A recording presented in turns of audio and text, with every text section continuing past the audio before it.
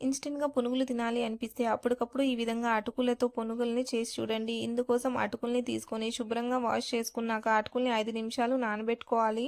నానిన అటుకుల్ని ఈ విధంగా జార్‌లోకి వేసుకొని ఇప్పుడు ఇందులోకి మైదా పిండి, పెరుగు, సరిపడా నీళ్ళని పోసుకొని రవ్వ రవ్వగా గ్రైండ్ చేసుకొని బౌల్‌లోకి తీసుకోవాలి. ఇప్పుడు ఇందులోకే మనం జీలకర్రని, సన్నగా తరిగిన పచ్చిమిర్చి, అల్లం ముక్కలు, కరివేపాకు, కొత్తిమీర అలాగే ఉల్లిపాయల్ని వేసుకొని పిండిని మనం బాగా బీట్ చేసుకుంటూ ఒక 2 నిమిషాల పాటు కలుపుకున్నాక ఇప్పుడు ఇందులోకి రుచికి సరిపడా ఉప్పు, హాఫ్ టేబుల్ స్పూన్ బేకింగ్ సోడాను వేసుకొని 2 టేబుల్ స్పూన్ల నీళ్ళను కూడా వేసుకొని బాగా కలుపుకోవాలి.